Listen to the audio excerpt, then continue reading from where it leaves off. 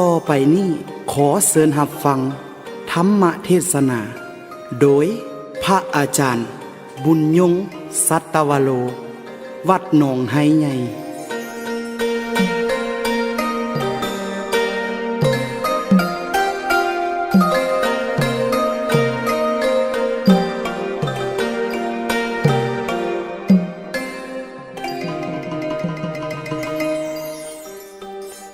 เจริญสุข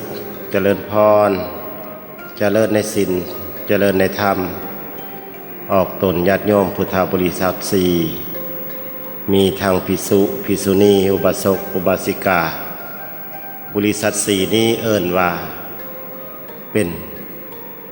อุบาสกอุบาสิกาที่ทนุบำรุงพระพุทธศาสนาของชาวพุทธมีองค์พระสัมมาสัมพุทธเจ้าเป็นประธานเป็นประมุขต่อไปนี้จะได้จัดฟังพระสัทธรรมเทศนาคือคำสอนขององค์พระสัมมาสัมพุทธเจ้าผู้ประเสริฐกว่ามนุษย์และเทวดาทั้งหลายตั้งใจฟังจะได้เกิดปัญญานะโมตัสสะภะคะวะโตอะระหะโตสัมมาสัมพุทธัสสะนะโมตัสสะภะคะวะโตอะระหะโตสัมมาสัมพุทธัสสะนะโมตัสสะภะคะวะโตอะระหะโตสัมมาสัมพุทธัสสะขอนอบน้อมแก่คุณพระศรีรัตนตรัยขอนอมนมัสการนอบคารวะองค์พระสัมมาสัมพุทธเจ้าผู้ประเสริฐกว่ามนุษย์และเทวดาทั้งหลายคือพระพุทธศาสนาเฮาของชาวพุทธจะมีแต่งตั้งขึ้นได้กะมีพระพุทธเจ้าผู้ประเสริฐที่เป็นประมุขได้ตรัสรู้แจ้งโดยตนเองจึงได้มาสอนวินัยสัตว์โลกให้หูตามความเป็นจริงของชาวมนุษย์เพิ่นจึงตัดไว้ว่าการที่ได้เกิดมาเป็นมนุษย์ก็เป็นของยากเกิดมาแล้วบ่บ้าใบบอดหนวกก็เป็นการยากยิ่งเกิดมาแล้วได้มาพบพระพุทธศาสนายิ่งเป็นการยากแต่การจะได้เกิดมาเป็นคนนั้นยากยิ่งกว่าที่เพิ่นตัดไว้ว่า100 ปีแล้วมีเต่าตาบอดตัวหนึ่งโผล่ขึ้นมาจากท้องมหาสมุทรมาถือกระบวงน้อยๆเนี่ยหัวเต่าโผล่ขึ้นมาถือบวงน้อยๆมันยากสำใดขึ้นมาจากท้องมหาสมุทรโผล่ขึ้นมาถือแต่การจะเกิดมาเป็นคนนั้นยากยิ่งกว่าหันกลัวคำว่าจะโผล่มาถือบวงน้อยๆหัวเต่าการจะเกิดเป็นคนนั้นยากกว่าหันอีกฉะนั้นมนุษย์คนเฮาทั้งหลายได้เกิดมาแล้วอย่าปล่อยปละละเลยชีวิตตามความคิดที่ไหลไปตามกิเลสภัยต่ำเฮาเกิดมาเป็นคนได้พ่อพระพุทธศาสนาก็ถือว่าเป็นการดีแล้วยิ่งเกิดมาแล้วได้ฟังพระธรรมคำสั่งสอนอันเป็นประโยชน์หู้แจ้งตามความเป็นจริงนั้นผู้ใดได้ฟังได้ปฏิบัติตามถือว่าเป็นลาภอันประเสริฐอันยิ่งใหญ่กว่าสิ่งใดแม้แต่เทวดาก็ยังอาศัยบุญนำมนุษย์ฉะนั้นเกิดมาเป็นมนุษย์จึงว่าเป็นการยากเพิ่นจึงตัดไว้ในขั้นต้นว่าคนเฮาเกิดมานี่สิ่งที่หายากมี4อย่างประการแรกของชาวบ้านนะ4อย่างหนึ่งเกิดมาแล้วนี่สามีนี่จะได้ภรรยาที่ถึกใจที่ได้ดังใจนี่ก็เป็นกันยากสามีจะได้ภรรยาพึ่งพอใจเสมอใจของตนก็หาได้ยากข้อที่สองภรรยาเนี่ยที่ได้สามีที่มีสามีเสมอตนเสมอใจตนก็เป็นการยากข้อที่สองข้อที่สามลูกหญิงลูกชายที่เสมอใจผู้เป็นบิดามารดามันก็หาได้ยากอันนี้ประการที่สามประการที่สี่ญาติของเฮาพี่น้องของเฮาคนของเฮาหมู่ของเฮาที่หักเฮาจริงมันก็หาได้ยาก ลองพิจารณาเบิ่งใน4ข้อได้ดังความมุ่งมา่ปรารถนาบ่อันนี้เป็นการยากนะนี่คนเฮาเกิดมาน่ะใจคิดนี่อาจจะคิดเข้าข้างตัวเองเสมอให้มันได้ใจตัวเองเสมอมันบ่ฮอนจะเป็นไปได้มันยากยิ่งส่ำใดคนเฮาน่ะความคิดน่ะมันง่ายแต่การกระทำน่ะมันบ่ได้ง่ายๆดังที่คิดเพิ่นจึงว่าได้เป็นอันยากสมบัติ4ข้อนี้นี่ก็ยังยากยิ่งแหละในโลกนี้มีบ่พันคนจะได้ผู้หนึ่งบ่สมใจนี่มันยากยิ่งเลยแต่ได้อยู่ก็หักน้อยยกเว้นแต่ผู้มีบุญญาธิการสะสมบุญญาธิการมาแล้วถึงจะได้4อย่างเพราะว่าคนเฮาเกิดมาในโลกนี่ไผก็อยากเป็นเศรษฐีเกิดมาแล้วไผก็อยากร่ำอยากรวยไผก็อยากมียศถาบรรดาศักดิ์ไผก็บ่อยากมีโรคภัยไข้เจ็บทุกคนก็ปรารถนาเช่นนี้ล่ะถามว่าได้บ่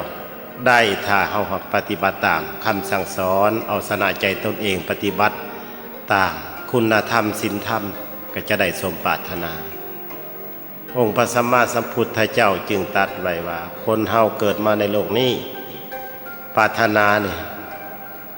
5อย่างหน่อยอย่างที่1พุ่นน่ะคนเฮาเกิดมาเนี่ยปรารถนาเนี่ยขอให้ทรัพย์สมบัติแก้วแหวนเงินทองข้าทาสบริวารจงบังเกิดแก่ข้าพเจ้าเถิดนี่ข้อที่1ทุกคนปรารถนาได้สิ่งนี้อันที่2พระกับปรารถนาอีกแล้วขอให้ข้าพเจ้าเป็นคนฉลาดรอบรู้มียศถาบรรดาศักดิ์ตำแหน่งใหญ่โตทุกคนกับปรารถนาเนี่ยในข้อที่2อันที่3กับปรารถนาอีกแล้วเนี่ยไปทั้งได้ก็อยากให้มีคนนับหน้าถือตาย่องย่อสรรเสริญไปทั้งทิศได้ก็อยากให้มีคนเคารพหักแพงทุกคนปรารถนาข้อที่3แล้วทุกคนปรารถนาอีกแล้วแต่ได้สมปรารถนาอันที่4นี่ก็ปรารถนาอีกบ่อยากให้มีโรคภัยไข้เจ็บมาเบียดเบียนให้มีสุขภาพเข้มแข็งอันข้อที่4ทุกคนปรารถนาได้ในโลกนี่นะอันที่5ก็ปรารถนาแล้วถ้าตายแล้วก็ขอให้ได้ไปเกิดบนสวรรค์เด้อนี่ง่ายแต่ได้ปรารถนาเนี่ยง่ายที่สุดแต่บ่เฮ็ดเนี่ยมันบ่ได้สมปรารถนาใน4ข้อ5ข้อที่ว่าแต่ว่าได้บ่ได้ถ้าหากเฮ็ดด้วยศีลด้วยธรรมเฮ็ดตามคำสั่งสอนของพระสัมมาสัมพุทธเจ้าเพิ่นตรัสไว้จะได้พระพุทธเจ้าเพิ่นก็ใส่ศาสตร์มาหลายศาสตร์ก็สมปรารถนาถึงว่าบ่ปรารถนาก็ได้ก็มีหลายศาสตร์บ่ปรารถนาก็ได้4-5อย่างที่ว่ามานี่แต่ก็ต้องมีเหตุได้มีเหตุมีปัจจัยเพิ่นจึงว่ายาทิสังวะปะเตปิสังตาทิสังวะปะเตพลังกัลยาณกาลีกัลยาณังปาปกาลีจะปาปกังหวานพืชไว้เส้นใดจะได้รับผลเส้นนั้นทำกรรมดีจะได้รับผลของกรรมดีทำกรรมบ่ดีจะได้รับผลของกรรมบ่ดีนี่เพิ่นตัดไว้อย่างละเอียดแต่เฮาน่ะคิดปรารถนาเอาง่ายๆแต่บ่สร้างเหตุก็จะบ่ได้ดังความมุ่งมา่ปรารถนาลืมนึกไปถึงโลกธรรม8โลกธรรม8ก็มี4ข้อแต่ก็มีแบ่งเป็นคู่ก็เลย8ข้อคนเฮาในโลกนี่คนเกิดมาแล้วมีลาภมันก็เสื่อมลาภข้อที่1ก็คือเคยมีทรัพย์ก็เคยเสื่อมทรัพย์เพิ่นว่าลาภทรัพย์สมบัติแก้วแหวนเงินทองนี่เฮาก็เคยเห็นกันอยู่บางคนเคยเป็นเศรษฐีเคยมีฐานะดีมันทายก็ยากจนเอิ้นว่ามีลาภเสื่อมลาภมียศก็เสื่อมยศบางคนเคยมีตำแหน่งยศถาบรรดาศักดิ์ย้ายโตบรรทายก็ถูกปลดออกถูกไล่ออกก็มีเพิ่นมียศก็เสื่อมยศนี่บางคนนี่ก็มีสรรเสริญแล้วก็มีนินทาอยู่ในข้อที่3สรรเสริญก็คือมีชื่อเสียงมีคนนับหน้าถือตาไปจรไปทั่วทุกสารทิศบรรทายทำสิ่งบ่ดีไปน้อยหนึ่งก็เสื่อมจากการสรรเสริญเพิ่นเรียกว่าสรรเสริญก็มีความเสื่อมก็เสียใจอีกมันว่าทั้งที่เฮาก็บ่อยากเป็นนี่ข้อที่1นี่มีลาภเสื่อมลาภมียศเสื่อมยศมีสรรเสริญก็มีนินทามันของคู่กันเด้มีย่องย่อแล้วก็มีนินทาคู่กันอันที่4มีสุขกับมีทุกข์มันคู่กัน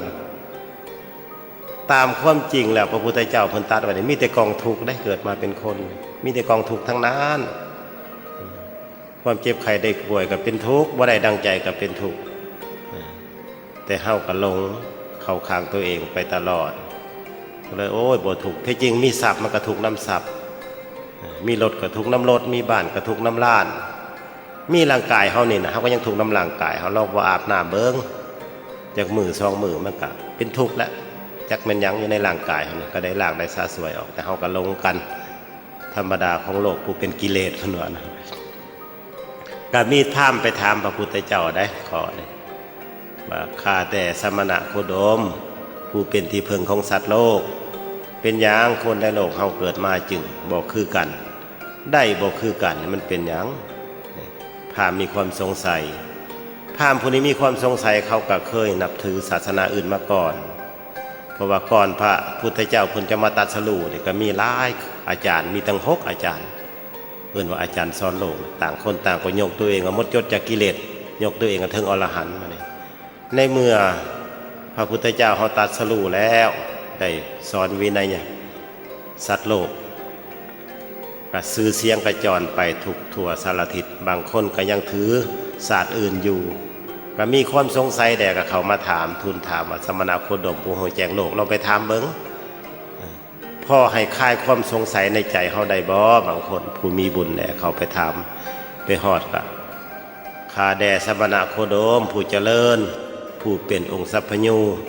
เจ้าทั้งหลายขอถามปัญหาว่าโลกนี้มันเกิดความวุ่นวายสรรพสัตว์โลกได้บ่คือกันสมบัติถามว่าข้อที่1นี่คนเฮาเกิดมาบางคนนี่รวยและบางคนนั้นจนเป็นเพราะเหตุใดพระพุทธเจ้าจึงตรัสว่าข้าแด่พราหมณ์จงตั้งใจฟังให้ดีเพิ่นจึงว่าสุสังวะปะเตปัญญังฟังโดยดีย่อมได้ปัญญาคนเฮาเกิดมาในโลกนี้บ่คือกันข้อที่1บางคนน่ะเกิดมารวยเนี่ยบางคนน่ะเกิดมาจนคนที่เคยร่ำรวยก็บ่แม่นว่าเกิดมาในชาติเดียวบางคนเกิดมาก็มีทรัพย์สมบัตินับบ่ถ้วนเศรษฐีก็มีตั้งหลายขันเศรษฐีมหาเศรษฐีเศรษฐีธรรมดาผู้หังมีผู้มีฐานะดีตามขันคนที่เกิดมามีโภคทรัพย์นั้นก็เพราะศาสตร์ปางก่อนอดีตศาสตร์เคยสะสมบุญด้วยการให้ทานมีจิตใจเอื้อเผื่อแผ่ผู้ชนทั้งหลายเป็นผู้อนุเคราะห์คนทั้งหลายบ่เป็นคนตนีทีเหนียวเมื่อมีทรัพย์แล้วก็แบ่งปันบริจาคทานให้โอกาสผู้ด้อยโอกาสอุปถัมภ์คำสู้สมณะผู้มีศีลมีธรรมผลการกระทำจากการให้ทานถวายทานนั้นส่งผลให้เกิดมาในชาตินี้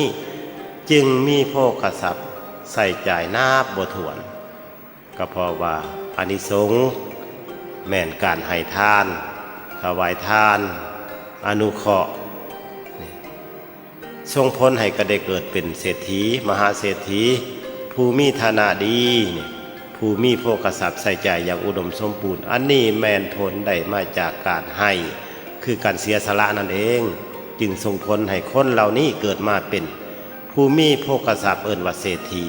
มหาเศรษฐีอยู่ในข้อที่1มันคนที่เกิดมาจนนั่นเด้กับข้อที่1คือกันคนเหล่านี้เกิดมาจนลำบากขาดแคลนกับเพราะว่าศาสตร์ปางก่อนเป็นพ้นตะนี้บ่ค่อยได้ให้ทานหรือว่าให้ก็น้อยบางคนนี่ให้บ่ได้เลยนี่ก็ว่าให้ทานเสียสละเกิดมาศาสตร์นี้จึงลำบากขัดสนโภคทรัพย์ใส่ใจก็บ่ได้ดังใจก่อนจะหาทรัพย์ได้ก็ลำบากหยาดเหงื่อกับน้ำตาบางคนสิใส่สิจ่ายก็ทั้งยากก็น่าเห็นใจกับผลกรรมจากการตนีทีเหนียวบ่เคยแบ่งปันบ่เคยให้ผู้ใดบ่เคยเสียสละทรัพย์เลยนี่ก็ลำบากเกิดมานี่ก็ต้องทำใจเพิ่นว่าทั้งที่เฮากับปรารถนาจะมีโภคทรัพย์นั่นแหละนี่เกิดมาบ่มีพยากลำบากเฮาบ่เคยให้ไว้มันก็บ่ได้ก็ต้องลำบากนี่ข้อที่1บัดนี้ข้อที่2เนี่ยพราหมณ์ก็ถามต่อข้าแต่สมณโคดมขอหน่อยขอถามแหน่ข้อที่2คนเกิดมาเนี่ยบางคนงามเนี่ยบางคนบัดขี้ลายขี้เลเป็นเพราะเหตุใด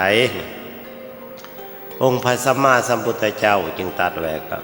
อีกว่าดูก่อนพราหมณ์ต้องจั่งใจฟังให้ดีคนเกิดมาในโลกนี้ก็อยากงามกันทุกคนก็ขึ้นกับการกระทำตัวเองหั่นละนี่คนที่เกิดมางาม ร่างกายสมบูรณ์ประกอบเอาไว้ยาวว่าสมบูรณ์ทุกส่วนผู้ใดเห็นก็ย่อมเป็นเสน่ห์ก็เพราะชาติปางก่อนคนเหล่านั้นเป็นคนอ่อนน้อมถ่อมตนเว้าง่ายสอนง่ายเป็นคนมีเมตตาในจิตใจเป็นคนมีศีลศีลห้าศีลแปดศีลแปดก็คือศีลผู้สูงขึ้นไปเป็นมนุษย์ที่มีใจสูงแต่มีศีลห้าประจำใจนี่ก็โอ้ยงามแล้วเป็นคนอ่อนน้อมถ่อมตนนี่เมื่อเป็นคนอ่อนน้อมถ่อมตนมีศีลแล้วจิตใจก็ยอมซุ่มไปด้วยกุศลเฮ็ดให้จิตใจเบิกบานไปโดยบุญเมื่อเกิดมาในศาสตร์ใดเขาก็ต้องยอมเป็นผู้งามเป็นธรรมดาจะเป็นชายก็ดีเป็นหญิงก็ดีเมื่อมีศีลแล้วมีจิตใจอันเป็นกุศลเป็นบุญแล้วเกิดมาเป็นมนุษย์ก็ยอมจะงามไปตามที่กุศลของศีลนั่นแหละเอิ้นว่าร่างกายที่ประณีตงามกับหลายขั้นตอนบ่ซ้ำกันได้ไผศีลมีเมตตาหลายกว่าหรือว่าคุณธรรมหลายตัวจะเป็นหญิงก็ดีเป็นชายก็ดียอมประณีตไปตามศีลที่ตนเองรักษานั้นเกิดมาก็งามเมื่องามแล้วก็มีเสน่ห์แก่สายตาผู้ชนทั้งหลายก็เพราะอานิสงส์จากการรักษาศีลจากการอ่อนน้อมถ่อมตนคือเคารพพ่อเคารพแม่เคารพผู้หลักผู้ใหญ่เสือฟังในสมณพราหมณ์ผู้มีศีลเป็นคนวอล่อนสอนง่ายบุคคลเหล่านี้จึงมีร่างกายอันเป็นเสน่ห์คือความงามก็เพราะอานิสงส์จากการรักษาศีลจากการอ่อนน้อมถ่อมตนมันนี่คนขี้เลขี้ไล่หันเด้เกิดมานี่ถามมันคนที่เกิดมาขี้ไล่ขี้เลเขาก็บ่อยากเป็นจังซั่นดอกเกิดมาก็ได้จิตใจเขาก็อยากเกิดมางามหั่นแหละแต่มันบ่ได้ดังที่คำปรารถนาก็เพราะชาติปางก่อนเขาเจ้าก็บ่มีศีลก็บ่บริสุทธิ์เป็นคนแข็งก้าวแข็งกระด้างบ่ฟังความพ่อความแม่บางคนเป็นคนที่ก้าวร้าวเป็นคนที่เว้ายากคันว่าสมัยนี้ก็ได้ก็บ่งามเหมือนคนขี้โกรธว่าจังได๋เกิดมาร่างกายก็เลยบ่ได้ดังใจก็เพราะว่าอกุศลได้เฮ็ดให้เกิดมาแล้วปรุงแต่งอกุศลทางจิตใจคือความโมโหความร้ายบ่ฟังความผู้ใดนี่บ่เคารพในพระธรรมบ่เคารพในผู้หลักผู้ใหญ่ศีลก็บ่บริสุทธิ์บางคนนักเข้าไปเกิดมาบัดพิการอีกร่างกายบ่สมประกอบแล้วบ่ขี้เหร่ล่าบางคนร่างกายก็โอ้ยบ่เป็นตาเบิงเพิ่นว่าทั้งที่กระใจก็บ่อยากเป็นอยากเกิดมาก็อยากงามกันหมดอกุศลก็คือบ่มีศีลนั่นล่ะเมื่อบ่มีศีลแล้วก็ยอมที่คิดทางอกุศลปรุงแต่งทางอกุศลอยู่ประจำนี่เมื่อความโกรธเกิดขึ้นย่อมใหม่ร่างกายและจิตใจของคนเฮานี่เศร้าหมองเมื่อเกิดอกุศลแล้วบ่แม่นว่าจบในชาติเดียวย่อมติดตามส่งผลเมื่อเกิดชาติใดก็ย่อมจะเป็นคนขี้ร้ายขี้เลบ่มีความงามเพราะว่าจะงามหรือว่าขี้เลก็ปรุงแต่งจากจิตใจหันเมิดเมื่อปรุงแต่งกับจิตใจแล้วก็เกิดอกุศลติดตามไปเหมือนเงาตามโตส่งผลเมื่อเกิดในชาติต่อไปก็เป็นคนขี้ร้ายขี้เลนี่เห็นบ่ได้ดังใจแต่ใจแท้ก็บ่อยากขี้ร้ายแต่เป็นอย่างจึงบ่ได้ก็เพราะว่าอกุศลจากความโกรธจากความบ่เคารพผู้หลักผู้ใหญ่ประกอบใส่บ่มีศีลนี่นะจึงมีร่างกายอันบ่สมประกอบนี่แหละอันข้อที่2เป็นข้อคิดแท้จริงนะใจความนะกว้างคนนี้ได้มันอันที่3เด้เพิ่นก็ตัดไว้อีกว่าคนเฮาบางคนเกิดมาบางคนน่ะมียศถาบรรดาศักดิ์สูงบางคนน่ะบ่มียศถาบรรดาศักดิ์เลยนี่บางคนผู้มียศถาบรรดาศักดิ์นั้นมีตำแหน่งใหญ่โตคือเฮาเห็นกันคนเฮาเกิดมาตำแหน่งบ่คือกันและก็มีเป็นขั้นเป็นตอนใน10ในจ่าในพลในพันคันว่าทางราชการนายบ้านเจ้าเมืองเจ้าแข้งและรัฐมนตรีนายกประธานประเทศหมู่นี่หรือว่าเจ้าชีวิตคนเฮาเกิดมาในโลกที่มีตำแหน่งยศถาบรรดาศักดิ์สูงๆนะชาติปางก่อนเขาเจ้าก็สร้างกุศลเป็นคนจิตใจดีบ่เป็นคนอิจฉาริษยาได้คันว่าเลยมีอยู่ในพรหมวิหาร4นะคือเมตตากรุณามุทุตาอุเบกขาบุคคลที่มีจิตใจสูงๆบ่คิดอิจฉาเบียดเบียนบ่คิดเกิดทางจิตใจเล่าร้อนทางความอิจฉาริษยา ย่อมจะมีกุศลเห็นคนอื่นทำดีก็เพราะยินดีนำเป็นคนมีเมตตาที่เอิ้นว่ามนุษย์ที่มีใจสูงสร้างแต่กุศลแล้วมีเมตตาต่อผู้อื่นเห็นคนอื่นได้ดีก็เพราะยินดีเพิ่นจัดอยู่ในว่าเมตตานี่สงสารต่อสัตว์โลกเมตตากรุณานี่ปรารถนาดีต่อสัตว์โลกเมตตากรุณเนี่ยคือยินดีกับคนอื่นได้ดีนี่อุเบกขานี่วางเฉยเมื่อเฮาสอยเขาบ่ได้เมื่อคนอื่นต้องทุกข์ต้องวางเฉยได้วางเฉยบ่ได้ก็เป็นทุกข์บุคคลที่มีพรหมวิหาร4อยู่ในจิตใจเป็นประจำเป็นผู้ช่วยเหลือเกื้อกูลคนอื่นได้ดีก็ดีใจเห็นคนอื่นตกยากลำบากก็ช่วยเหลือนะเกิดในชาตินี้เขาจึงมีบุญกุศลเอิ้นว่ากุศลส่งผลให้เขาเจ้าเกิดมาแล้วยอมจะได้ยศถาบรรดาศักดิ์สูงประกอบใช้กับเป็นคนอ่อนน้อมถ่อมตนแต่ชาติปางก่อนเคารพพ่อเคารพแม่เคารพผู้เฒ่าผู้แก่ในตระกูลประกอบกันหลายอย่างเกิดมาชาตินี้เฮ็ดหยังทำหยังยอมจะมียศถาบรรดาศักดิ์อันสูงเฮาสังเกตเห็นคนบ้านนอกบ้านป่าบ่คาดคิดได้อย่างหน่อยว่าเขาสิมียศถาบรรดาศักดิ์สูงเมื่อบุญกุศลเขาส่งผลแต่ชาติปางก่อนคือการอ่อนน้อมถ่อมตนคือการบ่อิจฉาริษยาเมื่อทำการใดเขาก็ยอมจะมีผู้อุปถัมภ์มีผู้รักผู้ใหญ่อุปถัมภ์ให้ได้ตำแหน่งในเจ้าเมืองแดเจ้าแขงแดบางคนเป็นบอกนายพลนายพันรัฐมนตรีนายกเจ้าชีวิตหมู่นี่แม่นหมดล่ะเอิ้นว่าผู้นำก็เพราะอานิสงส์ได้จากความอ่อนน้อมถ่อมตนเคารพพ่อเคารพแม่เคารพผู้รักผู้ใหญ่จิตใจเอื้อเพื่อเกื้อกูลคนอื่นเมื่อคนอื่นลำบากอานิสงส์ส่งผลให้ข้าเจ้าเกิดมาในชาตินี้จึงมียศถาบรรดาศักดิ์สูงโดยบ่คาดคิดหมู่เดียวไปนำกันไปเป็นทหารหรือตำรวจก็ดีไปนำกันมือเดียวกันคมหูซ้ำกันผู้หนึ่งได้ตั้งแต่นายร้อยผู้หนึ่งได้ผู้นายพลอาจจะเป็นรัฐมนตรีพ้นบุญบ่คือกันในศาสตร์ฟังก่อนเฮาจะมองข้ามเป็นเรื่องธรรมดาอานิสงส์คือเขาบ่อิจฉาริษยาผู้อื่นมักช่วยเหลือผู้อื่นอันนี้นะแต่บางคนล่ะคือบ่ได้ยศถาบรรดาศักดิ์คมหูก็มีการงานก้าวหน้าแม้แต่บ่ค่อยมียศถาบรรดาศักดิ์เฮ็ดไปก็มีสิ่งที่กีดขวางกีดกั้นมีแนวเป็นไปผลอกุศลเนี่ยเพิ่นสร้างไว้แต่ศาสตร์ปางก่อนศาสตร์ปางก่อนเพิ่นเห็นหยังล่ะศาสตร์ปางก่อนเป็นคนอิจฉาริษยาเนี่ยตัวเองจึงบ่ได้ยศถาบรรดาศักดิ์เห็นผู้อื่นได้ดีตัวเองก็เบียดเบียนล่ะหาข้ามกล่าวร้ายปองร้ายล่ะอันบ่มีก็ปั่นใส่ทั้งที่ตัวเองก็จะได้ตำแหน่งอยู่แล้วอกุศลแล่นนำท่านมันตัวเองเคยเบียดเบียนผู้อื่นกล่าวร้ายผู้อื่นบ่มีจริงอีกอันหนึ่งกับความบ่เคารพพ่อแม่อีกได้หั่นน่ะในศาสตร์ปางก่อนบ่เคารพต่อผู้รักผู้ใหญ่ผู้มีพระคุณแทนที่จะได้ก็บ่ได้ก็เลยได้ตำแหน่งต่ำนี่ก็เพราะว่าอกุศลในศาสตร์ก่อนเฮามองบ่เห็นเด้เคยสร้างยังไว้แต่อดีตศาสตร์นี่แหละภาพก็มันเป็นเสน่ห์เอกเนาะเห็นบ่บางคนนี่มียศถาบรรดาศักดิ์สูงบางคนบ่มียศถาบรรดาศักดิ์เห็นบ่มี4ข้อดอกภาพถามในข้อที่3พระพุทธเจ้าตรัสว่ามันเป็นเสน่ห์ละภาพเพิ่นว่าคนเฮาเกิดมาจึงบ่คือกันเลวปานนีดบ่คือกันถ้าบุคคลใดปรุงแต่งจิตใจให้เป็นอกุศลทางต่ำคิดอิจฉาเบียดเบียนริษยาผู้อื่นเห็นคนอื่นได้ดีเป็นอันว่าบ่พอใจเห็นคนอื่นทำดีนี่เป็นอันว่าบ่พอใจหากล่าวร้ายปองร้ายผู้อื่นสิ่งที่บ่มีก็ปั่นขึ้นเพื่อให้ผู้อื่นเสียชื่อเสียงเพื่อให้ผู้อื่นนั้นเสียหน้าเสียตานี่ก็แล้วแต่จะคิดผลอกุศลนำมาฮอดโตบัดนี้ตัวเองก็เฮียนดีเฮียนเก่งแต่แล้วบ่ได้ตำแหน่งดีบุรีตกไปเลยก็เพราะว่าอกุศลเกิดจากความอิจฉาริษยาง่ายๆนั่นแหละย่านคนอื่นได้ดีตัวเองก็หาอันเรื่องกันแกล้งให้ผู้อื่นตกไปหั่นน่ะเกิดชาตินี้ตัวเองก็เลยบ่มียศถาบรรดาศักดิ์อันนี้ข้อที่3ข้อที่4บัดนี้พามกระถามอีกแล้วข้าแต่สมณะโคดมผู้เจริญขอถามข้อที่4คนในโลกนี้เกิดมาบางคนนั้นมีปัญญาดีฉลาด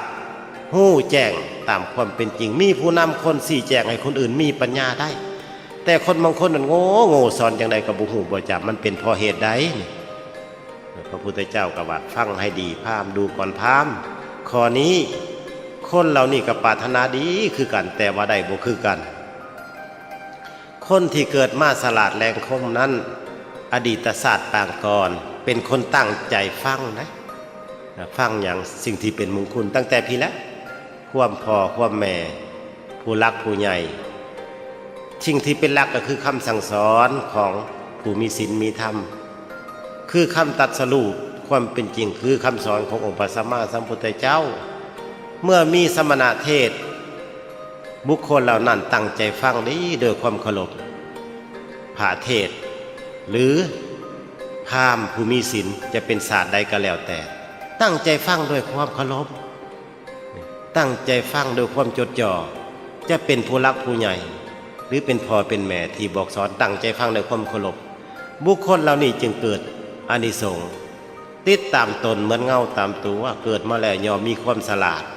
ย่อมมีสติปัญญาดีเพราะเกิดจากกุศลตั้งใจฟังด้วยความเคารพตั้งใจฟังพระสงฆ์เพิ่นเทศน์ตั้งใจฟังเวลาครูบาอาจารย์สอนในห้องเรียนก็ตั้งใจฟังผู้นั้นจะฉลาดนี่เพิ่นจึงว่าสุสังวปฏิปัญญังฟังโดยดีย่อมเกิดปัญญาผู้ที่ตั้งใจฟังน่ะเกิดอานิสงส์5อย่างในปัจจุบันได้พระพุทธเจ้าตรัส1นี่ตั้งใจฟังแล้วได้ฟังในสิ่งที่บ่เคยได้ฟังมาก่อนอันที่1ได้2เคยได้ฟังมาแล้วอาจจะลืมแล้วก็จื้อได้ถ้าตั้งใจฟัง3นี่หายความสงสัยในจิตใจได้4นี่เด้4นี่ไปทางทิศใดย่อมจะมีคนยกย่องว่าเป็นคนฉลาดหรือเทวดาย่อมจะสรรเสริญไปทางทิศใดย่อมจะมีความองอาจในโตเพราะมีความฉลาดในจิตใจจึงเกิดความกล้าหาญในจิตใจพอตั้งใจฟังอันที่4อันที่5เนี่ยเป็นคนบ่หลงตายถ้าตายก็จะมีเป็นที่เพิ่งได้คือทางบุญการฟังนี่ก็สำคัญเพิ่นว่าบุคคลเหล่านี้จึงมีสติปัญญาแหลมคมเกิดมาจะทำสิ่งใดเว้าสิ่งใดก็จะตรงและก็แม่นยำนี่จึงว่าเกิดปัญญาคนมีปัญญาเนี่ยเว้าหยังนี่เป็นตาฟังเว้าไปแล้วคนอื่นเอาไปปฏิบัติก็เห็นผลเพราะว่าอานิสงส์จากการฟังด้วยความอ่อมน้อมถ่อมตนยอมให้เกิดผลติดตัวตามตนส่งผลในชาตินี้และชาติหน้านี่อานิสงส์จากการฟังได้อย่างมหาศาลฟังแล้วเกิดปัญญาแล้วยอมจะปฏิบัติตนให้หู้ทางแนวทางของตนทางบุญก็หู้ทางบาปก็หู้ทางที่เป็นประโยชน์หรือบ่เป็นประโยชน์ก็หู้จึงปฏิบัติตนให้สร้างแต่หนทางที่เป็นประโยชน์กับตนเองสร้างหนทางไปสู่สุคติโลกสวรรค์ได้เมื่ออยู่ในชาตินี้ก็เป็นผู้นำคนอื่นชี้แจงคนอื่นให้หู้ได้จึงเกิดความฉลาดคนโง่เขาอันนี้ก็มีส่วนประกอบหลายอย่างคันชาวบ้านเนี่ยเพิ่นเอิ้นว่ามันอย่างโง่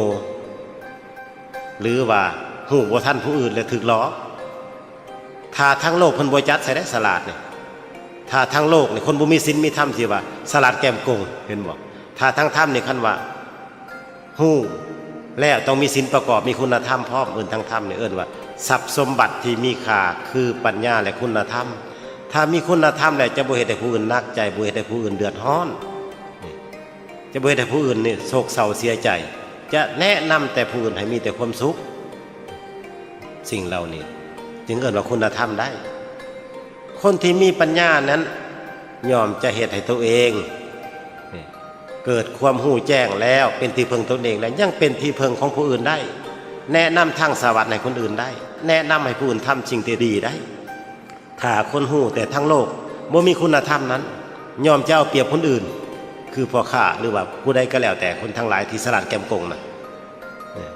ถ้าบ่มีศีลประกอบแหละตัวเองน่ะฉลาดนะแต่แก้มโกงได้เฮ็ดหยังกับเจ้าเปรียบคนอื่นนั่นน่ะถือว่าคนมีปัญญาในบ่แม่นถ้าทางธรรมจัดใส่แต่ทั้งโลกน่ะจะเรียนเก่งจบปริญญาตรีปริญญาโทปริญญาเอกแต่หากบ่มีคุณธรรมน่ะแต่ทางธรรมเพิ่นบ่จัดใส่ว่าปัญญาเอิ้นว่าผู้นั้นฉลาดแก้มโกงนี่แต่ว่าคนมีศีลมีธรรมมีคุณธรรมแล้วฉลาดแต่บ่โกงจะแยกออกมาคนเฮาทุกคนเกิดมาก็อยากฉลาดกันทุกคนอยากมียศถาบรรดาศักดิ์กันทุกคนอยากรวยกันทุกคนอยากงามกันทุกคน4ข้อนี่แต่เป็นยังคือบ่ได้กับตัวเองนั่นแหละสร้างเหตุเอาจึงบ่ได้ดังความมุ่งมั่นปรารถนาจึงไปทำตนให้ตกต่ำก็เพราะว่าความโลภเกิดจากกิเลสภายต่ำเมื่อขาดปัญญาแล้วที่เพิ่งกับบ่มีแล้วยอมจะเลี้ยวไหลก็เพราะกรรมเก่าคือเราเห็นกันอยู่นะทุกวันนี่นะติดยาเสพติดบ่สร้างแนวไร้สาระกับชีวิตบ่เนี่ยข้าเจ้าก็บ่อยากเป็นนะเขาก็อยากมีตำแหน่งอยากเป็นคนผู้หูผู้ดีคือกันแต่ยังคือลงไหลไปทางที่ต่ำยกพวกตีกันแด่เนี่ยพิษเถียงกันก้าวไล่ผู้อื่นเนี่ยก็วิบากกรรมแด่ประกอบคือว่าสัตว์ปังกรบ่ตั้งใจฟัง เวลาพระพุนเทศเวลาครูสอนในโรงเรียนก็บ่ตั้งใจฟังเมื่อผู้หลักผู้ใหญ่เว้าแล้วในสิ่งที่เป็นประโยชน์ก็บ่ตั้งใจฟังก็เลยเกิดอกุศลติดตัวตามตนเกิดมาชาตินี้จึงเป็นคนเขาเบาปัญญาจึงเป็นที่พึ่งตัวเองบ่ได้ซ้ำบ่นำยังมาสร้างภาระให้สังคมผู้อื่นยากน้ำอีกนี่เฮ็ดให้หลายๆคนที่ยุ่งยากน้ำตนเองทั้งที่ตัวเองก็บ่ฮู้โตเขาก็ว่าเขาฉลาดพามถามพระพุทธเจ้า4ข้อมันเป็นเช่นนี้เนาะเนี่ยจึงว่าคนเฮาเกิดมาจึงบ่ได้ดังใจเพิ่นจึงมีสุภาษิตว่ามนุษย์ใต้ลุ่มฟ้าไผก็คิดเสมอเหมือนย่ามเมื่อมีชีวิตคิดอยากมีสุขล้นย่ามเมื่อซีว่าม่วยดับลงคือว่าคิดอยากมีบนสนปัดพ่อได้เพิ่งอิงไผผู้คิดดังเว้าให้เจ้ามันทำทานสะสมการกุศลหมักมุ่นเอาไว้ให้รักษาศีลไว้สิแปลงทางให้เจ้าไต่เป็นบันไดกายขึ้นเมืองฟ้าสู่สวรรค์ทุกคนก็อยากดีแต่บ่ได้ดังใจก็เพราะว่าการกระทำตัวเองก็เพราะบ่ได้สร้างทรัพย์ภายในไว้เฮาหาแต่ทรัพย์ภายนอกกันทรัพย์ภายนอกก็ได้ยังทรัพย์สมบัติแก้วแหวนเงินทองนี่เป็นทรัพย์ภายนอกให้หน้างัวควายเฮือนซ่านรถลาพาหนะเป็นทรัพย์ภายนอกเลยลืมไปว่าทรัพย์ภายในทางจิตใจเราบ่ได้เอาไว้เฮากันแล่นตามโลกหาทรัพย์ภายนอกมาอวดกันเกิดกองทุกข์บ่แล้วถ้าคนที่มีปัญญามีคุณธรรมถึงบ่รวยหลายเขาเจ้าก็บ่ทุกข์ได้เพราะว่าสิ่งเหล่านั้นมันบ่เที่ยงคือตัดไว้ในโลกธรรม8นั่นเด้มีลาภก็เสื่อมลาภเนี่ยมียศก็เสื่อมยศมีสรรเสริญก็มีนินทามีสุขก็มีทุกข์ของคู่กันแล้วผู้มีปัญญายอมบ่ทุกข์กับของเหล่านี้ผู้ที่ยังขาดปัญญาทางธรรมแล้วยอมจะวิ่งเต้นไปตามกระแสกิเลสก็เลยสร้างความเดือดร้อนให้กับตนเองร้อนแล้วยังบ่แล้วไปสร้างความเดือดร้อนในผู้อื่นแก้ปัญหากันทางการจึงจัดคุกจัดตารางมาแก้ปัญหาได้ที่จริงแล้วลืมมองข้ามศีลห้าถ้ามีศีลห้าอย่างเดียวนี่ก็แก้ปัญหาได้หมดแล้วก็พอบ่มีศีลมีธรรมนั่นอย่างเดียวได้ทางพรรคและรัฐเพิ่นก็เป็นห่วงทางการก็ได้แก้ปัญหาก็เฮ็ดจังได๋ล่ะจัดห้องขังแก้ไขบังคับแต่งเจ้าหน้าที่ขึ้นมานี่โอ้ยก็น่าสงสารเพราะว่าเฮามองข้ามศีลข้ามธรรมแต่บางส่วนก็แก้ได้บางคนก็แก้ได้เป็นคนดีออกมาบางคนก็ยังคือเก่านี่ปัญหาเฮาจึงช่วยกันไปถ้ามีศีลมีธรรม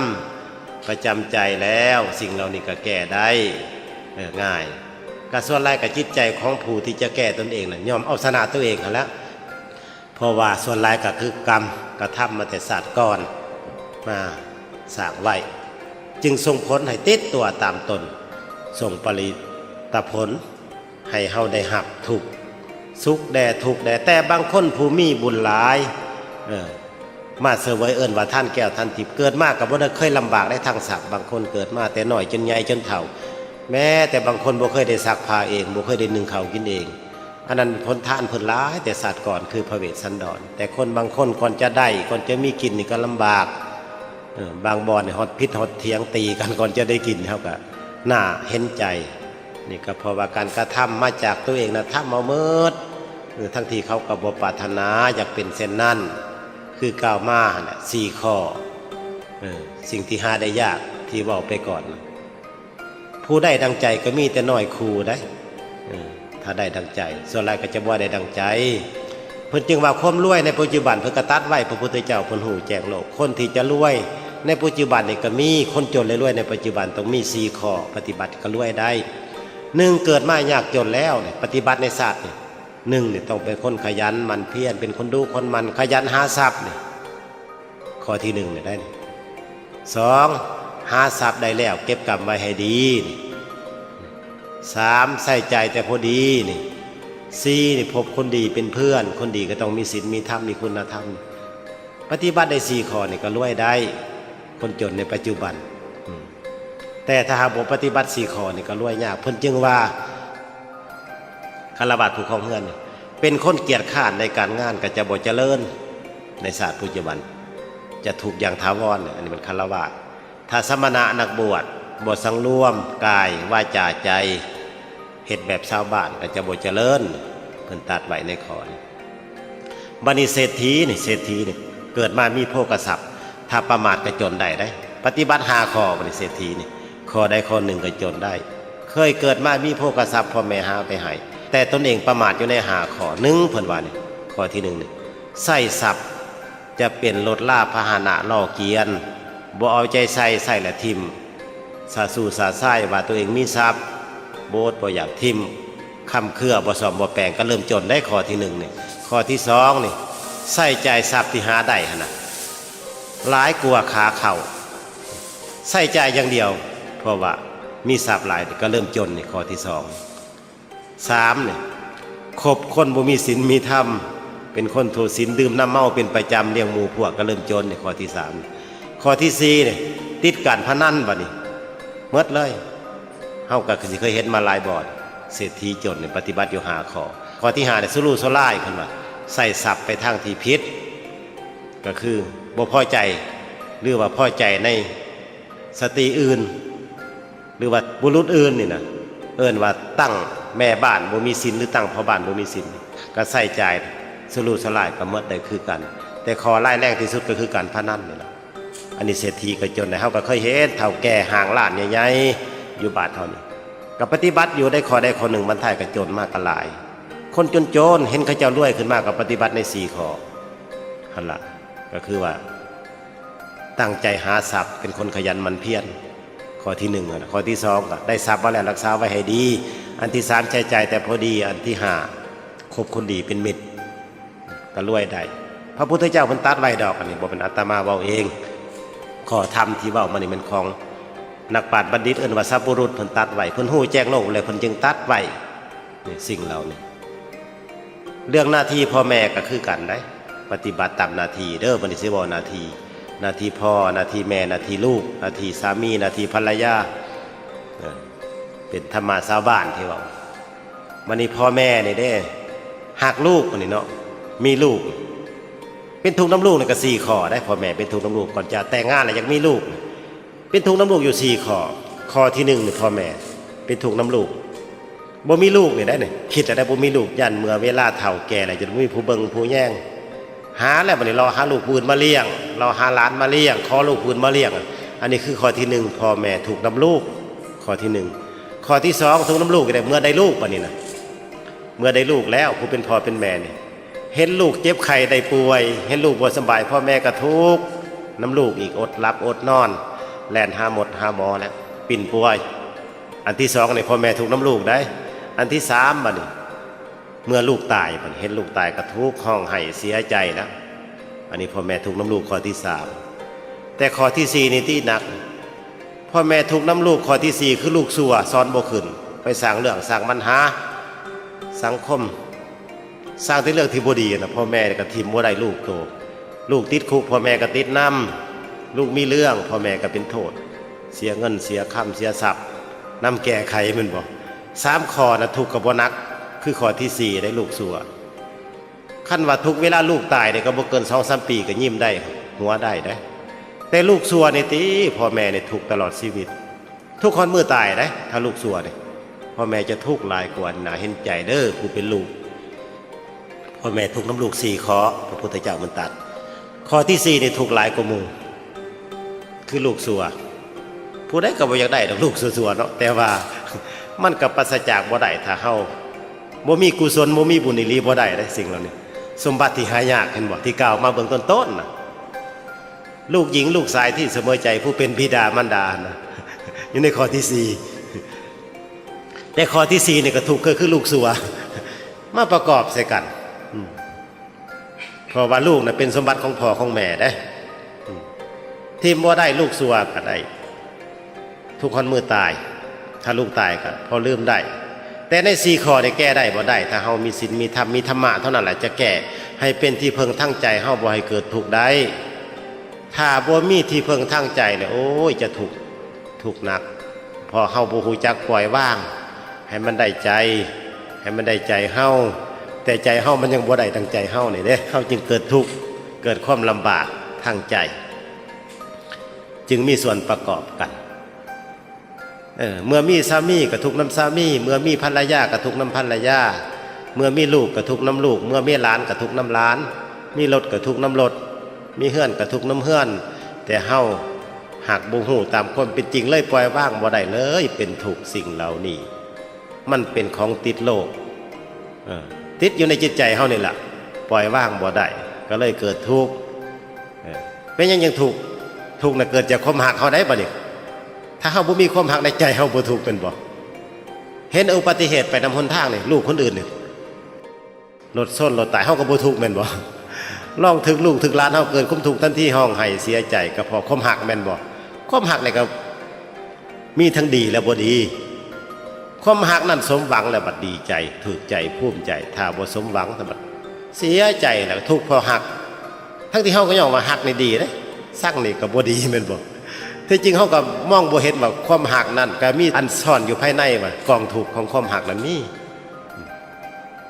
บ่าวสาวหักกันจึงเกิดความทุกข์แม่นบ่ภายหนึ่งหักภายหนึ่งบ่หักนี่ก็เกิดความทุกข์แล้วนี่คันว่าเรื่องความทุกข์ก็ได้เป็นหยังเขายังทุกข์น้ำลูกก็เพราะความหักเหมือนดวงตาดวงใจจึงเกิดความหักจึงทุกข์ในใจปล่อยว่างบ่ได้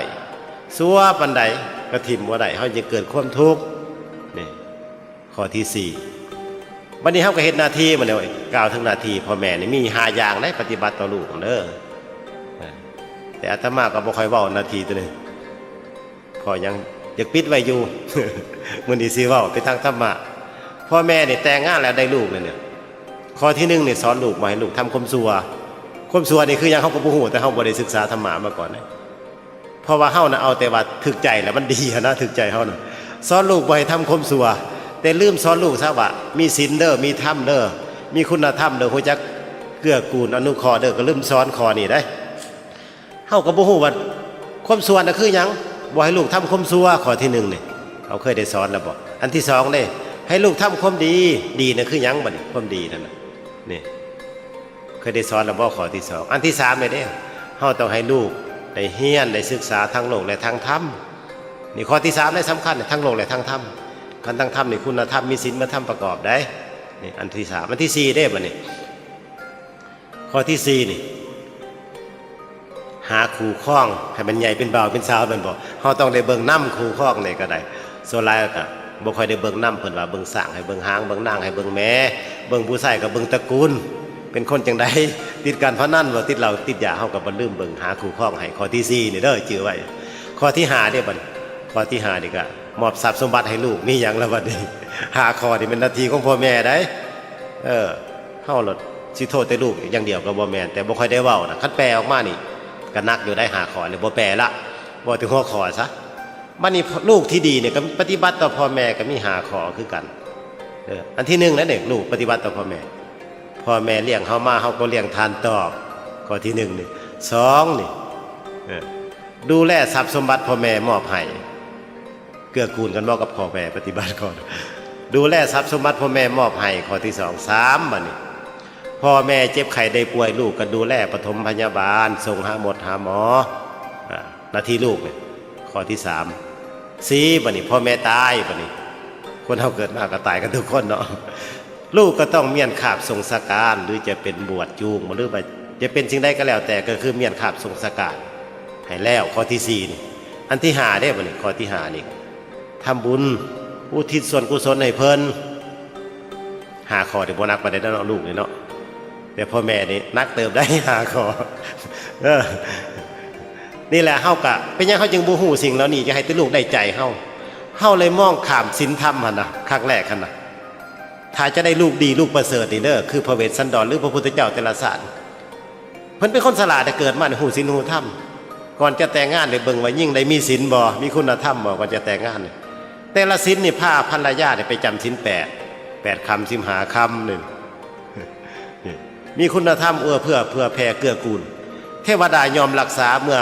คนเรานี่ผัวเมียคู่นี่มีศีลมีธรรมมีคุณธรรมแล้วเทวดายอมมาเกิดนำคันเทวดามาเกิดนำก็ย้อนเว้าง่ายสอนง่ายแม่นบ่เอาสิไปโทษไผแล้วโทษแต่ลูกอย่างเดียวลืมโทษตัวเองก็เลยบ่ได้ดังใจก็พอเฮานั้นมองข้ามศีลข้ามธรรมศึกษาธรรมะคำสั่งสอนของสัพบุรุษให้เป็นประโยชน์ส่วนหลายเฮาก็วิ่งเต้นหาแต่ทรัพย์สมบัติอันใดก็ให้อันสิ่งใดก็หาให้ลูกคือบ่ดีบ่ได้ดังใจเฮาลืมมองข้ามคุณธรรมศีลธรรมหั่นล่ะกกเข้าปันมาในปิดบังไว้อย่างเดียวเพิ่นจึงว่าความสุขของชาวบ้านมี4ข้อเด้ 4ข้อนี่คือหยังคันเป็นภาษาชาวบ้านธรรมดา1นี่สุขจากการมีทรัพย์2สุขจากการใช้จ่ายทรัพย์3สุขจากการบ่มีหนี้4สุขจากประกอบอาชีพการงานสุจริตในสุขของชาวบ้านความสุขนี่มีตั้งล้านๆอย่างอันนี้มันยกเบื้องต้นของชาวบ้าน4ข้อแต่ได้ลูกมาแล้วยังมีความสุขเฮาบ่ลืมมองข้ามศีลข้ามธรรมให้มันได้ใจเฮานี่ที่จริงก็เฮาผู้เป็นผัวเมียแต่งงานกันทีแรกหั่นล่ะลืมมองไปว่าโอ้มื้อนี้วันพระวันศีล จำศีล8บ่มื้อนี้หรือว่าศีล5นี่มันทำบุญเฮาก็ได้ลูกดีได้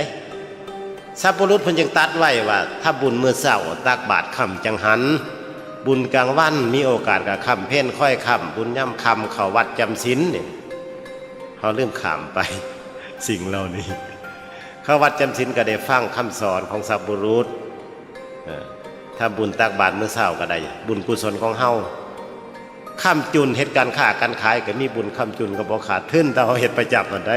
เฮาละโอ้ยจักสิไปหยังมันบ่มีเวลาเฮาเลยทิ่มใช้เวลาหั่นที่จริงในเวลานั่นน่ะ24ชั่วโมงคือกันเมิดจะเป็นเศรษฐีย่าจกคนขอทานกับเวลาสำคัญได้เฮาลืมเสียสละเวลาเหล่านั้น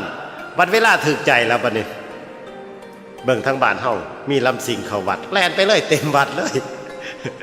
ควายเขาขายอยู่ไสวงเราไสมีเวลาทันทีเป็นดังตั้งวงพาเพิ่นมาเทศโอ้ยให้ผู้เฒ่าไปฟังน่ะทิ่มใส่กันบ่มีเวลาไปฟังนี่แหละเฮาทิ่มใส่เวลานั่งเข้าบ้านสมัยก่อนลูกหลานขี่ข้อจูงกันมาเป็นแถวเต็มบัดพาเพิ่นเทศบ่มีฮอด20คนนี่แหละเฮาจะได้ดังใจเฮาเส้นใดจึงว่าคนเฮาเกิดมางามมันก็น้อยเศรษฐีมันก็น้อยคนมีปัญญาก็น้อยก็เบิ่งการสร้างกุศลนี่แหละเนี่ยเฮาเบิ่งเอานี่ล่ะพระพุทธเจ้าเพิ่นตัดเอาความจริงมาตัดคนเฮาจะเป็นดังใจตนแต่บ่เฮ็ดดังใจตนได้คัดใจตนลองคิดเบิ่งแม่นสับสนบ่เป็นดังใจตนแต่บ่เป็นดังใจตนเฮ็ดจังเพิ่นบ่เฮ็ดจังเพิ่นเพิ่นว่าอยากได้ดีแต่บ่สร้างกุศลเห็นคนอื่นได้ดีมันขึ้นเบียดตัวนี้แหละสร้างอกุศลให้เป็นเงาตามตัวปิดบังสิ่งที่เป็นอามงคลกับตนเองหมอแต่นะหมอสิได้ขันเจ้าเมืองเจ้าแขกบางคนปะตกขันไปศาสตร์ก่อนแล้วลืมคิดไปซะว่าตัวเองเป็นคนดีสาริษยาผู้อื่นเห็นคนอื่นได้ดีบ่ได้ขนาดลืมคิดตัวนั้นก็เลยมองบ่เห็นพอยังมองบ่เห็นเพราะว่าเฮาบ่ได้ศึกษาธรรมะคำสั่งสอนของสัพพุรุษก็เลยเกิดความอิสาริษยาขึ้นใหม่มื้อนี้สร้างบาปใหม่ได้นี่แหละพระพุทธเจ้าเพิ่นฮู้แจ้งโลกเพิ่นจึงตรัสข้อนี้ให้เป็นข้อคิดสติเตือนใจคนเฮาบ่ได้ดังใจก็เพราะการกระทำตัวเองนี่เมิดมีน้องเฮาก็ถูกน้ำน้องนั่นแหละมีหลานก็ถูกน้ำหลานทุกคนถ้าปล่อยว่างบ่ได้เฮาบ่ได้สร้างอริยทรัพย์7ประการทรัพย์ภายในหั่นน่ะเฮาละหาแต่สร้างทรัพย์ภายนอกไว้ให้ลูกให้หลานเฮือนก็จะได้หลังงามๆใหญ่ๆรถคันงามๆหาเงินไว้หลายๆให้ลูกให้หลานลูกหลานเฮาสิบ่ทุกข์เฮาคิดจังซั่นเด้ที่จริงน่ะผู้มีปัญญาน่ะบ่ฮอนทุกข์ดอกถ้าบ่มีปัญญาเนี่ยสมบัติเหล่านี้ก็ผ่านเมิดนี่หาไว้หลายปานใดก็อย่าถ้าลูกหลานเฮาบ่มีปัญญาเนี่ยผ่านเมิดเลยสมบัติเหล่านี้เฮาหาไว้น่ะบ่ฮอนลูกฮอนหลานน่ะมันกินเกลี้ยงเลยพอเฮาบ่ได้สอนคุณธรรมบ่ได้สอนศีลสอนธรรมเศรษฐีจึงตกทุกข์บุคคลที่มีปัญญาถ้ามีปัญญาแล้วย่อมหาทรัพย์ได้มีปัญญาย่อมใช้ทรัพย์ให้เป็นประโยชน์มีปัญญาแล้วย่อมใช้ทรัพย์ให้เป็นที่พึ่งชาตินี้และชาติหน้ายกตัวอย่างในสมัยพุทธกาลเนี่ยเศรษฐีอยู่เมืองสาวัตถีนี่พระพุทธเจ้าเพิ่นตรัสไว้มีทรัพย์80 โกฏ80 โกฏนี่หลายได้800 ล้านถ้าสมัยนี่ก็ไล่ซะ800 ล้านดอลลาร์ไปเอิ้นว่าเศรษฐีมหาเศรษฐีนี่มีเป็นพันๆล้านขึ้นไปจึงเป็นหมื่นล้านเอิ้นว่ามหาเศรษฐีเศรษฐีธรรมดาเนี่ยก็มี700-800 ล้านเศรษฐีน้อยก็เอิ้นว่ากระดุมพี่เนี่ยก็สิมีหมู่200 ล้านลงมาเปรียบสิยุคนี้ก็200 ล้านดอลลาร์บ่ให้ลูกเรียนหนังสือทรัพย์เขามีลูกเอ้ยหักลูกเด้บ่ต้องเฮ็ดหยังดอกเขามีสมบัตินับบ่ถ้วนใส่จ่ายไปแต่นี่หาหมดชีวิตก็บ่หมดดอกบอกกับลูกมีได้คนยุคนี้ก็มีเพราะว่าหักลูกหลายยุคนี้ก็มีบ่อยากเอ่ยชื่อก็มีเห็นหลายที่สอนลูกประเภทนี้อาตมานี่ไปหลายบ่อนนี่เห็นแล้วก็มาสังเกตใส่กับคำสอนพระพุทธองค์เพิ่นตรัสไว้จะเป็นจริงเลยจะบ่ผิดแผ่วไปเศรษฐีในเมืองสาวัตถีคือกันมีทรัพย์80 โกฏสอนลูกบ่ต้องเฮ็ดหยังบ่ต้องเฮียนบ่ต้องหยัง ไปโรงเรียนครู่สิตีสิให้พ่อแม่นี่หักปันแต่งแพ่งปันตาแต่ต้องบ่ได้เลี้ยงมาบ่เคยขาเคยตีเอาใจอย่างเดียวคนใส่ว่ายังก็บ่ได้อยากทุบถ้วยทีมก็บ่เป็นยังเศรษฐีตีผู้อื่นก็บ่เป็นยังพอนำไปเสียให้เงินเฮาพูดบ่อยากตีมันโหลดขามันโหลดนี่เคยมีได้นี่สอนลูกบางคนเศรษฐีอันนี้คือการเศรษฐีผู้นี้เมืองสวัสดีนี่มีทรัพย์หลายกลับไปหาครูข้องให้บังเอิญไปได้อยู่เมืองพระราณสีก็เป็นเศรษฐีคือกันเศรษฐีผู้นึงก็จักมันกรรมอย่างสอนลูกสาวก็บ่ต้องเฮ็ดหยังดอก เขามีทรัพย์หลายนี่เศรษฐีก็เลยแต่งงานกับเศรษฐีบัดนี้โอ้ยใส่ใจทรัพย์พุทธบ่อยากได้มีอย่างหลวงหลายบ่บูดทรัพย์ใส่อย่างหลวงหลายใส่ไปใส่มาบัดนี้มือหนึ่งพ่อก็ตายแม่ก็ตายก็เป็นเศรษฐีแทนพ่อแทนแม่เนี่ยทั้งภายเมียก็คือกันพ่อก็ตายแม่ก็ตายก็เป็นเศรษฐีใหม่บัดนี้ผัวก็มี800 ล้านแม่นบ่เมียก็มี800 ล้านก็เป็น1,600 ล้านน่ะใส่ใจไปที่บัดนี้เศรษฐีในสมัยก่อนเนี่ยเขาไปเผาพระราชาทุกมือได้ก็คือตื่นมามื้อเช้าแต่งตัวไปเผาเจ้าแผ่นดินไปแจ้งทรัพย์เด้เจ้าแผ่นดินต้องหู้นำว่ามีทรัพย์หลายปานใดเศรษฐีนี่ต้องมีไล่เส้นจากเจ้าชีวิตเส้นให้ได้จึงเป็นเศรษฐีตีกาลงถ้าเจ้าชีวิตบ่รับรู้ก็เป็นเศรษฐีบ่ได้เจ้ามีทรัพย์หลายปานใดเจ้าแผ่นดินจัดไว้เจ้านี่เป็นมหาเศรษฐีเจ้านี่เป็นเศรษฐีเจ้านี่เป็นกระดุมพี่เจ้านี่เป็นผู้หังมีมันจะเป็นขันลงมาได้เจ้าเป็นผู้มีธนาดีนี่3-4อย่างจะบ่คือกันมหาเศรษฐีนี่ก็มีหลายกว่าหมู่เป็นหมื่นล้านแสนล้านมหาเศรษฐี800ลงมานี่พัดล้านลงมาว่าเศรษฐี200 ล้านลงมานี่ว่ากระดุมพี่ถ้าลุดลงมาอีกเด้ผู้หังมีแต่บ้านนอกหังมีธรรมดาลุดมาอีกผู้มีอยู่มีกินเนี่ยบ่คือกันเศรษฐีผู้นี้อยู่เมืองสาวัตถีเขาไปเผาพระราชาทุกเช้าก็มีคนใส่ได้เนาะติดตามเนาะไปนำทางกายไปนะขี่รถเทียมม้ากายไปนะมีบรรดาขี้เหล้าขี้เมาทั้งหลายห้องล่ำทำเพลงแล้วกินเมาเนาะเป็นตะมวนได้เนาะเคาะนะเขานี่มวนกันแซวเศรษฐีก็เลี้ยวเบิ่งเขาเห็นยังวะ เพราะว่าเศรษฐีนี่อยู่แต่บ้านแต่ว่างในเฮือนก็7 สั่นมีทรัพย์หลายบ่ค่อยเห็นดังนั้นนะเราออกมาแต่ละมือเขาคือมวนแท้เรา เราเลี้ยวเบิ่งไปทุกมือไปเผาพระราชาไปแจงทรัพย์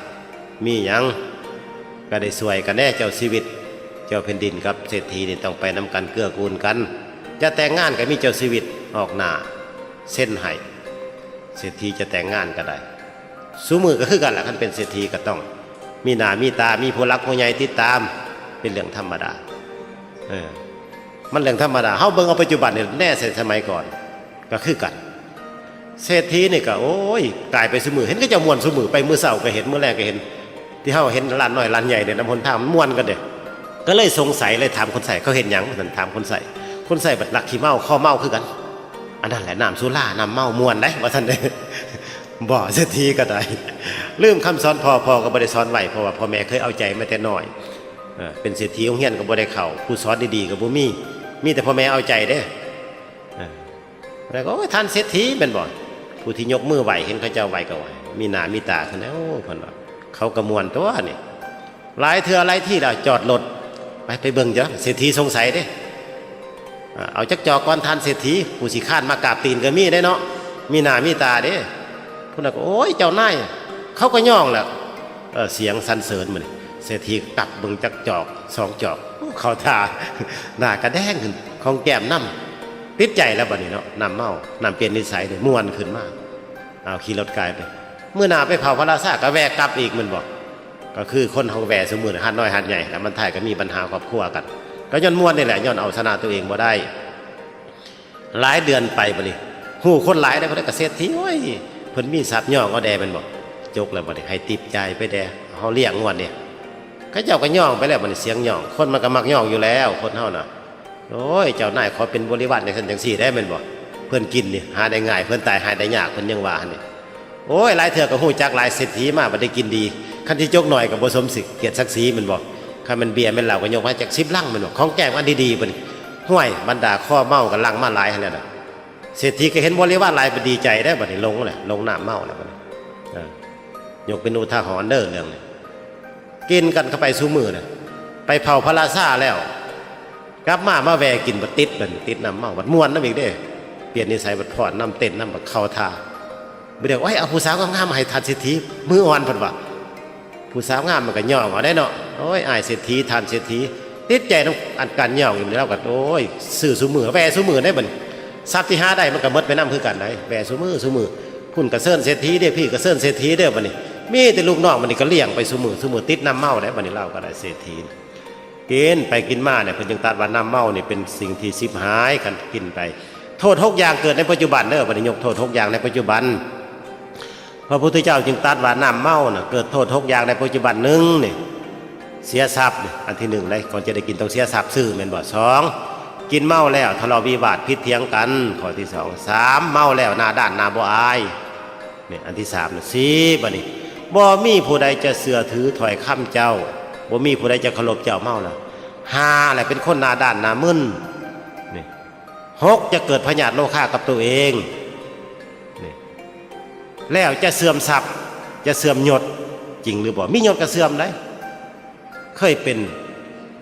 ยได้ตำแหน่งใหญ่ๆก็เคยเห็นมาอยู่บ้านอาตมาเคยเป็นครูใหญ่เคยเป็นอัยการเมามาครับว่าในเกษียณเขาเจ้าก็ไล่ออกเพราะเราเมาประจำก็น่าสงสาร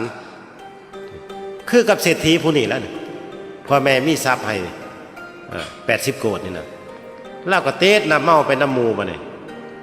ผู้นั้นก็ย่องผู้นี้ก็ย่องมาเนี่ยพ่อแม่ก็ตายป้าลูกเมียก็กินน้ำกันติดน้ำกันมาไปมากก็เมิดทรัพย์เมื่อตัวเมาเข้ามาหนักๆมันลูกน้องอะไรมันก็ยักยอกทรัพย์ได้มันได้มากมันก็ยักยอกเอาคือเครื่องเขาเห็นปัจจุบันลมจมมาแล้วนายเสมียนบัญชีผู้รับผิดชอบเศรษฐีเมาเลยบางเธอก็ลงให้เข้าไปมันบอกบัญชีก็ถึงยักยอกเอาไปมาบ่พอ10 ปีได้ทรัพย์เราเมิดกับไม่ล่าเมาเป็นบอกเอาสวนไปจำนองที่หล่ะบอกคนใส่บอกเสมียนบอกผู้จัดการเนี่ยเสมียนก็ขายเอาเงินมาให้มันลดบ่ได้เด้เมาเนี่ยเลี้ยงมูแหละมันมูก็ย่องสวนก็เมิดมันบอกขายหน้านั่นมาทำไมเวลาเมาบอกขายเอาทรัพย์ขายงัวขายควายไปมาเมิดบ่10 ปีเมิดทรัพย์เรานั่นเมีย80 โกฏหัว80 โกฏหมดปัจจุบันนี่ก็มีหลายอย่างปัจจุบันนี่ก็เรื่องนี้โมเมนต์แต่เรื่องพุทธกาลเมิดแล้วบัดนี้ไปหาพี่น้องไปหาลุงอ้ายแม่ลุงโอ้ยสืบสวนมาติดน้ำเมาพี่น้องอยากย่อก็แน่เนี่ยคนของเขาที่หาเขาจริงกันนะผู้จัดการฮับอยากย่อก็แด่ลุงน้องของโตเฮ็ดเวียกกับโตอยากย่อก็แด่ไปมาเมิดบัดนี้โอ้ยผู้ลุงก็สอนบ่ขึ้นได้คนเมาจำเป็นเอาทรัพย์ให้1,000กะหาปณะไปตั้งโตเด้อหลานเด้อคนมีปัญญาเนี่ยทรัพย์เท่านี้ก็ตั้งโตได้ตั้งโตไม่ล้มลุกไม่ได้ผู้ลุงก็สอนดีๆนั่นเล่าเราคือเต้นน้ำเมาไปแล้วลุงเอาทรัพย์ให้เราก็ไปเลี้ยงหมูต่อพ่อมดทรัพย์หมูกันนี้โดนไปก็จะเป็นได้ไปขอทานมาเด้อสองพ่อเมียนี่ป้ายบ้านน้อยบ้านใหญ่น่าสงสารบ่ปัจจุบันนี่มีบ่มีปัจจุบันนี่ก็มีเรื่องนี้เด้อเคยเห็นกับตาแต่บ่กล่าวบอกซื้อมาดอกเอาว่าเป็นตั้งแต่สมัยพุทธกาลซะคนมีปัญญาจึงจะเบิ่งออกได้ปัจจุบันมีให้เห็นก็หลายเรื่องนี้เป็นที่เรามานี่นะเรื่องน้ำเมาเนี่ยไปได้2-3 ปีกลับมาหาลุงมันลุงก็เอาผ้าแพร่ให้เอาเครื่องนุ่งให้เอาทรัพย์ให้อีก10,000กะหาปณะไปตั้งโตซะสอนเอาธรรมะมาสอนมันก็บ่ฟังได้มิจฉาทิฏฐิได้ทรัพย์แล้วก็ไปกินต่อลืมซะคำเว้าได้2-3 มื้อกลับมาลุงก็ไล่หนีตัดพี่ตัดน้องมันบ่ต้องเป็นลูกเป็นหลานเด้อไปทางใดก็ไปมันสอนบ่ขึ้นแล้วทรัพย์สมบัติพ่อแม่หาไว้ให้ถึง80 โกฏผู้เป็นเมียก็ตั้ง80 โกฏมารวมกันยังหมดพอน้ำเมาหั่นน่ะเขาไปเล่นการพนันน้ำอีกกันหมดคือกันอีกครับลุงก็ไล่หนีไปโมเมนต์แต่ผู้เดียวได้สมัยพุทธกาลคนเราเรื่องน้ำเมานี่เป็นร้อยๆเรื่องปัจจุบันก็มีสอนเฮาให้เห็นแล้วก็มีอีกเศรษฐีผู้หนึ่งบัดนี้เศรษฐีผู้หนึ่งอีกผู้คู่หั่นน่ะแต่ก็ว่าอาตมาก็ลืมซื้อก็ไปเผาพระราชาคือกันก็มาหอดกลางทางก็เห็นพวกข้อเมาเขาเจ้าดื่มน้ำเมาเราก็แวะกินน้ำเขาคือกันแต่ว่าคนใส่เราบัดสลาดได้ผู้ติดตามเราเศรษฐีผู้นี้นะพยายามสอนหักห้ามเจ้านายแต่เจ้านายก็บ่ค่อยฟัง